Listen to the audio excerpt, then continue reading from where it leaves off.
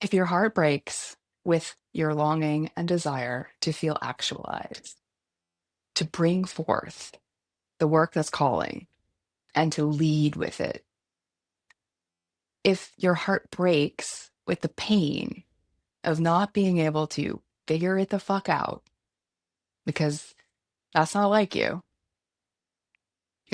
are not alone. Everyone I work with experiences what you're experiencing, and everyone feels alone in it, including me. For many years, I felt like an exception. Strategy seemed to stop working for me. I refined my messaging and my sales process. I shifted my business model and I developed robust systems for client service delivery. But I seem to have this inverse relationship with strategy and marketing. When I'd focus my energy and efforts in one place, clients would come from somewhere completely different, and it would surprise me every single time. When I build and implement systems, cash flow or my team would implode, or both. And when I went it alone, I would have some kind of health crisis. I desire mapped. I took courses on manifesting. I had my Akashic records and my astrological chart read, and my pranic field cleared.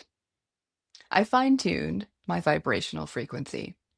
I tried any number of practices with the intention and the increasingly bewildered and insistent plea that they exact the result that I wanted, but they did not. Meanwhile, I was 10 years or more into my spiritual practice at that time, and that didn't seem to work for me either, although it worked in all the other areas of my life. My professional peers seem to grow their work and their businesses through the strategies, processes, and techniques that were gaining me no traction, including from work that we'd done together with the same mentors, coaches, and guides. And my clients got much better results than I ever did. I'd hire coaches, and they'd tell me that I implemented and that I was devoted with a purity of intent like few they'd ever met, that I was on point with a rare intensity and consistency. But still, the growth, the visibility, and the financial reward that I wanted, that I felt I deserved, damn it, after all that time with my expertise and my experience, with the precision of my guidance, and really the miraculous depth and breadth of results that my clients experienced, those results didn't materialize in a consistent way for me. Why? Why did none of this work for me? No one seemed to know, least of all me. And honestly, those who did think they had an idea, their direction didn't create any major sustainable shifts. This was an unusual and perplexing, actually, if I'm honest, a downright maddening fall to my knees in desperate pleading confusion kind of experience for me. I was an achiever, and I had previously experienced fairly smooth, easy, and arguably exceptional success. I'm the daughter of a commercial fisherman and a public elementary school teacher who applied to one college. That college was Princeton. My mother used to call me her plan A kid because I never seemed to need a plan B. I didn't doubt that I would be on law review in law school. I was offered, with few exceptions, every job I interviewed for in my first 8 years of practicing law, both in big law and at US courts of appeal.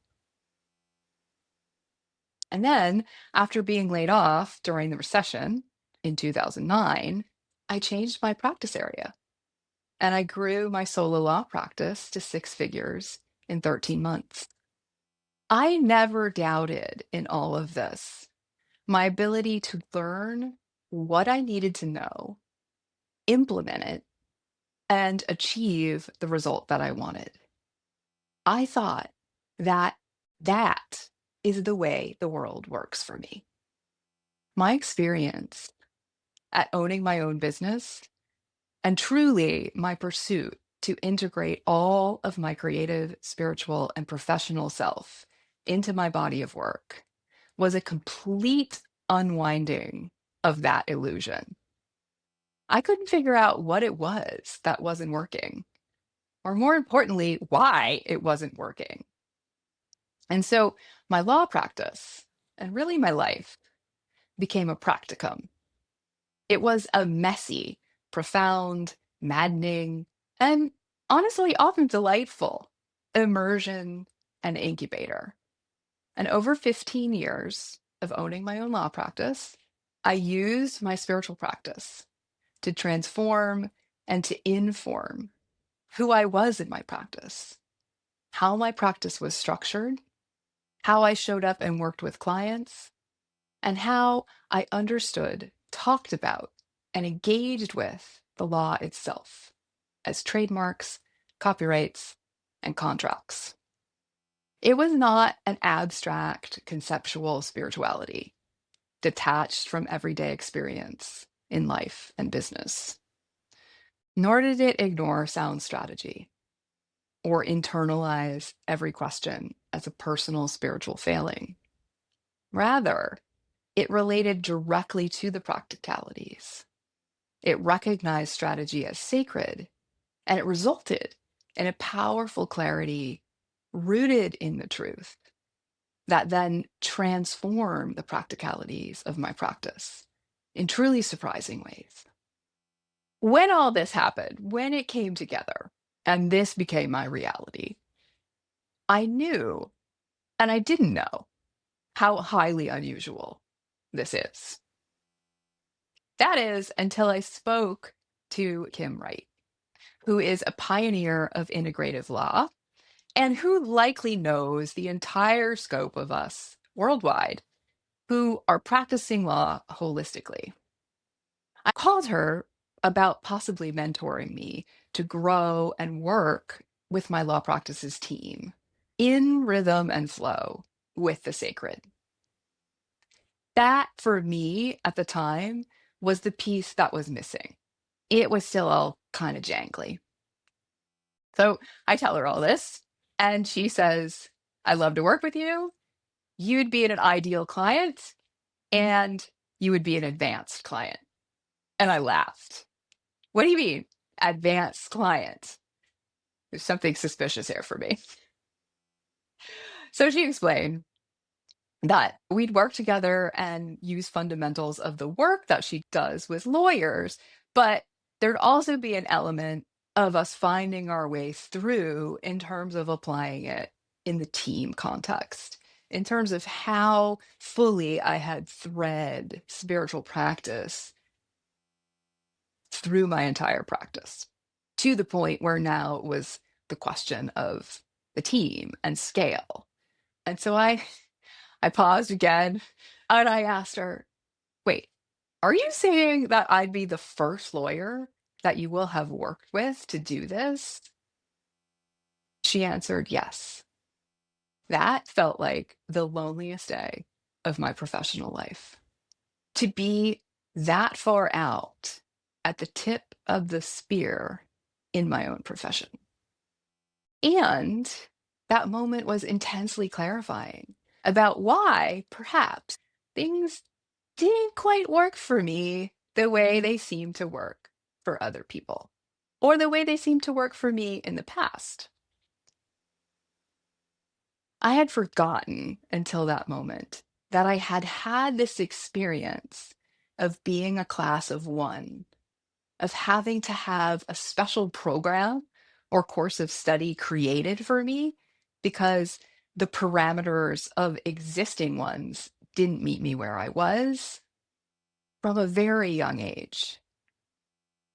I answered questions people didn't know they asked, turned in assignments teachers didn't know they gave, had symptoms that doctors had never seen before or misdiagnosed.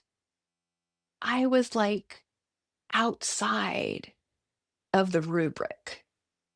And this experience created a profound sense of exceptionality and also a profound lack of place. This work that I've been called to do, the weaving all of myself into meaningful work, had always felt like an awkward fit for the world.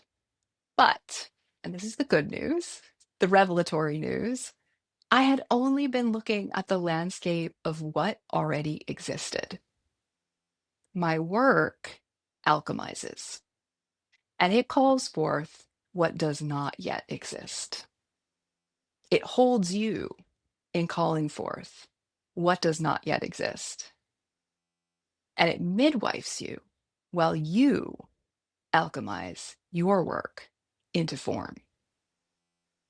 And that is an entirely different endeavor altogether. It is a lived alchemy. And for me, that has meant a decades long evolution through at least 5 different phases of integrating these disparate parts of myself and my work together. I'm going to share those phases with you.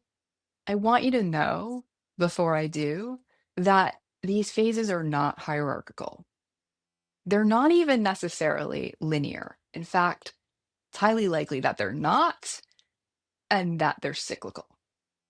But I happen to have experienced them as a process of evolution.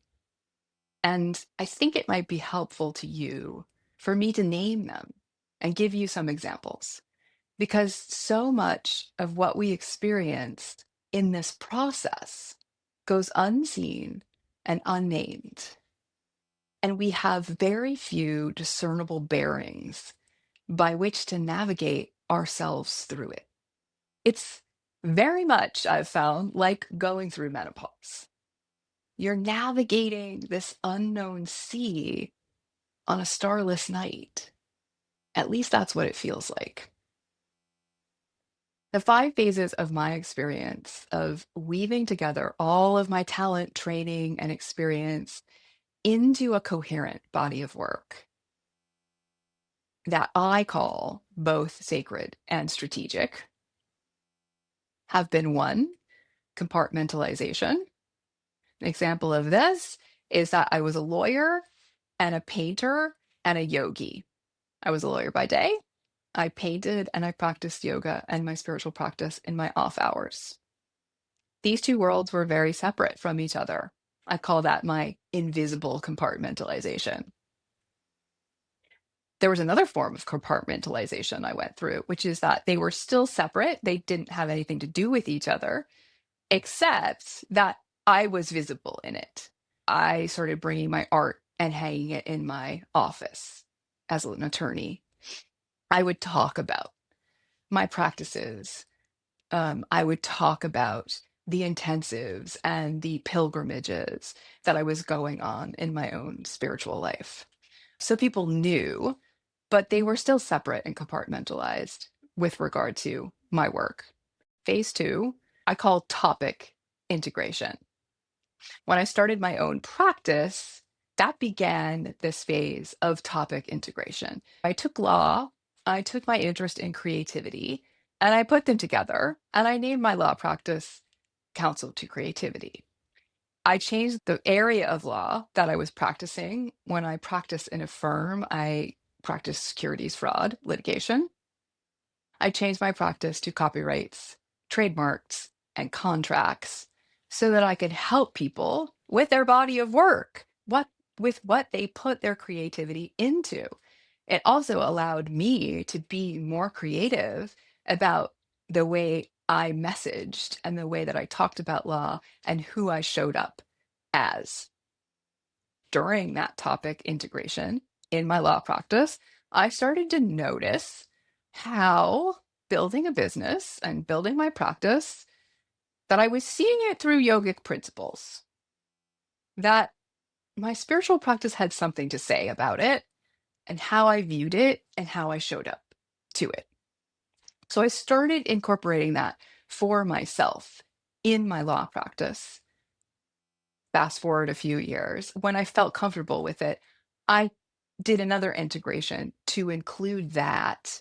And that became what this business is now. So that became Ompreneur and this integrative business advising. Three is what I observed to be presence integration. As I was applying my spiritual practice to my law practice, it was changing not only how I talked about law, but it changed who I was and how I was showing up to my law practice with clients and for clients. And I started to notice that clients started coming to my practice for who I am. That's presence integration. That who you are is showing up very clearly as a value proposition. And usually it's intangible. Shows up as, how did you do that? That was so fabulous. I've worked with a lot of lawyers, but never XYZ. Four, process integration. How I practice law changed. How I advise business owners changed. My spiritual practice, my capacity to hold that space, but also my capacity to teach those practices became part of the process that I use with clients to help them make decisions. So it became a methodology. The second part of process integration was that I actually ended up integrating my art finally. That was the last piece. Um, it always felt outside, but I have since 2016, no, 15, integrated my artwork in the process of how I work with clients, how I use in order to reflect, convey, and hold that transformation that clients are looking for. Number five is full integration, which I'm defining as at least the integration of topic, presence, and process. You have an integrated topic, you bring your presence through your spiritual practice to that integrated topic, and you bring it to the process of serving clients for that integrated topic. So I invite you to take a moment at this point and consider, which of these do you maybe recognize in your own experience? Do you find yourself experiencing one of these ways of weaving together the different parts of yourself and your work right now? Or do you find yourself desiring to do it in one of these ways? Tell me, how is this showing up for you? The process of full integration began for me in 2015 while I was on my yoga mat when I recognized how I could integrate my art. I realized that when I used the practice of sound vibration through mantra, there was a parallel vibration visually through color, shape, and at the time, sacred geometry that I could also use to reflect and support my clients' transformation and to help them really root into themselves and their own knowing. Sacred objects are so powerful at helping us do that in order to help them make decisions. Since then, in continuing to use my spiritual practice to transform and inform both my law practice and this integrative business advisory, I've found that there are at least 8 ways to integrate the seemingly disparate parts of yourself and your work into a cogent and powerful whole. I call those disparate things, those things that are opposing and feel inconsistent. I call those parts the sacred and the strategic for shorthand. And because it goes to the heart of the split and the value imbalance inherent in our socioeconomic system. And therefore, it goes to the heart of the longing you feel, but might not be able to name. Having these frameworks for integration is helpful, no doubt. It can put you at more ease and it can light something up in you to recognize where you are in relation to your evolving body of work, to recognize how it fits together, especially when you have very few cultural reflections. But How you integrate the sacred and the strategic parts of your work is not an intellectual or strategic decision. It comes from you and through you, and it requires a shift in your state of being and a shift in your orientation toward your work. I recently had a client recognize this, and she said, "Oh my God, it's clicked." The pieces of work drop in, and I can feel them in my solar plexus, and I can feel myself move from my solar plexus. That is exactly it.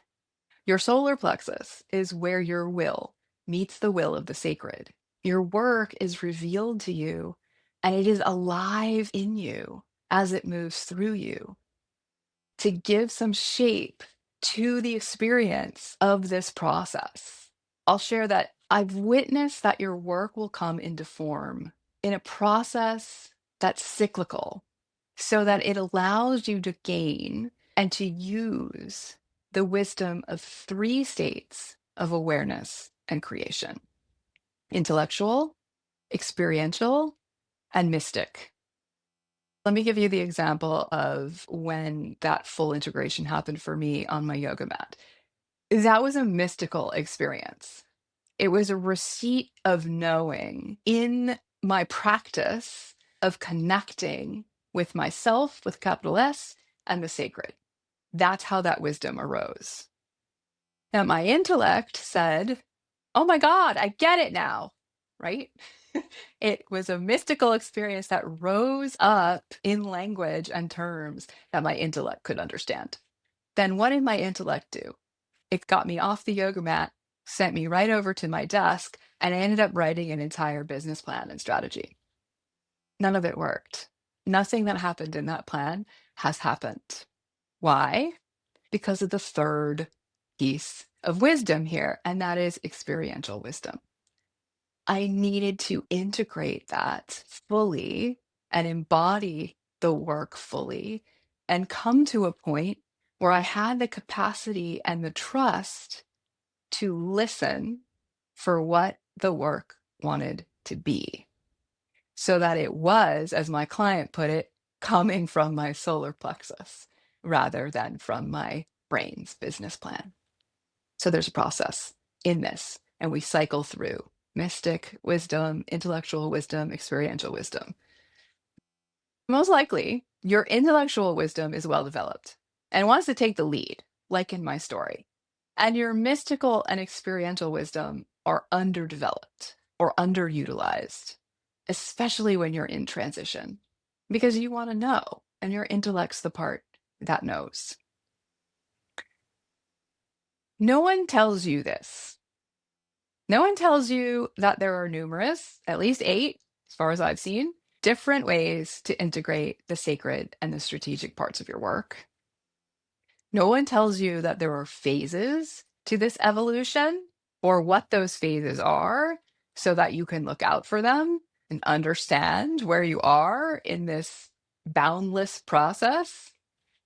No one tells you that the work that wants to come through you will ask you to use at least 3 different types of wisdom, and that you likely have not equally developed all 3, and that you need to give yourself space and grace and support to do that. And lastly, no one tells you, because they don't have to, you already know that you'll feel like you're navigating an unknown sea on a starless night. So let's have that conversation, shall we? I invite you to join me for that conversation about what else no one tells you about weaving together all of your talent, training, and experience into a cogent body of work and an effective business model, integrating sacred practice and sound business strategy, creating holistic change in traditional professions, stepping into your natural capacity to lead, and untangling the one thing at the root of what distracts and derails you from all of that. You will have a chance to share what no one told you and you wish that they had. and I will share from both my experience and my work with clients. I will also share practices to navigate the strange, unexpected, tricky, and surprising, but universal things that come up because they will come up and you should have tools to be able to navigate them. We'll be live on Zoom December 17th at 3:30 Eastern. Come as you are, nothing is being sold, and it will be recorded. If you are listening to this episode after December 17th, you can opt in to receive the recording immediately. So it's free. Links are in the show notes. Click to register, and I'll see you there.